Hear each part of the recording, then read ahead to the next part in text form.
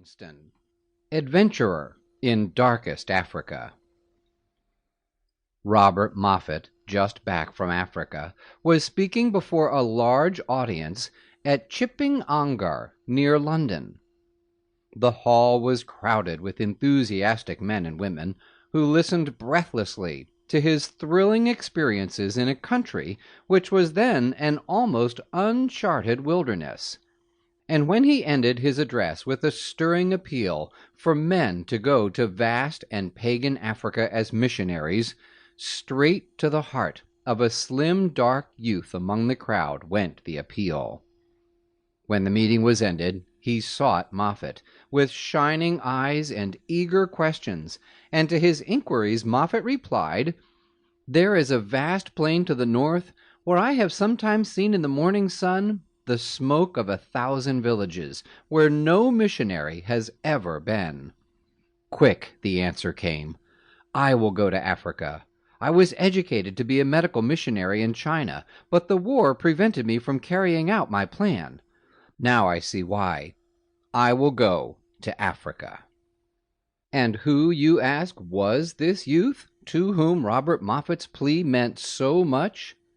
To answer the question fully, let us go back to the little village of Blantyre, Scotland, where on the 19th of March, 1813, there was born to Neil Livingstone and his wife Agnes a son named David, to whom the whole civilized world was in later years to pay homage because of his noble adventuring for the good of mankind. On the rocky island of Ulva lived for generations those rugged Highlanders who were the ancestors of Neil Livingstone, and in the veins of Agnes Hunter, his wife, flowed the devout blood of the old Scotch Covenanters. So David had a rich inheritance of religious zeal, of courage, and of those qualities which had ever marked the Scottish nature as one of high ideals and unfaltering purpose.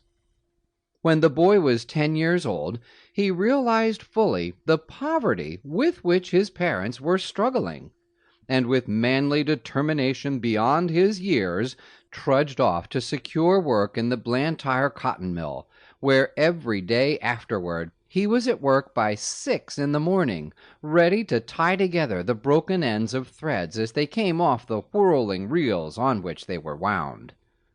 Despite the poverty of the Livingstones, David had inherited a profound love of education, and after giving half of his first week's pay to his mother, with the other half he bought a Latin grammar, over which he pored, keeping it propped up on his spinning jenny while he worked, reading a sentence whenever he could raise his eyes from the threads.